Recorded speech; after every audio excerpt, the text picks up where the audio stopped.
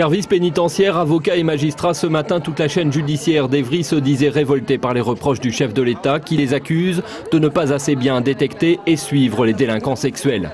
Dysfonctionnement qui, d'après le gouvernement, serait à l'origine du meurtre atroce de la jeune Laetitia.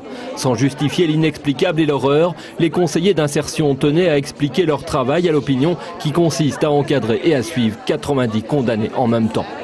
C'est des délinquants sexuels, c'est des personnes condamnées pour des infractions par rapport aux stupéfiants, c'est des personnes qui ont pu tuer quelqu'un. C'est vraiment compliqué effectivement de suivre un public de gens aussi variés. Il y a aussi un manque, je pense, de formation sur certains domaines et disons qu'on va au plus pressé. Un travail dans l'urgence qui ne justifie pas les erreurs mais qui réclame des moyens. Tous ces professionnels comprennent la peine des victimes quand un délinquant sexuel récidive.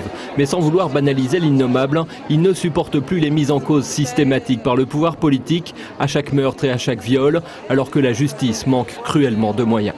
C'est pas le pouvoir exécutif qui peut aujourd'hui reprocher ces dysfonctionnements éventuels, alors que c'est lui-même qui depuis 20 ans ou 30 ans crée la situation d'insuffisance et de pénurie dans laquelle nous sommes.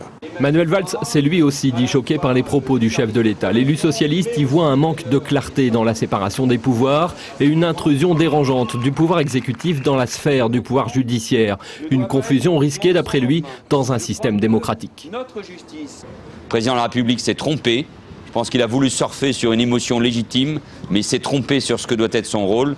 Et donc continuer à faire entendre cette voix, c'est important pour la démocratie et pour le bon fonctionnement de la justice dans notre pays.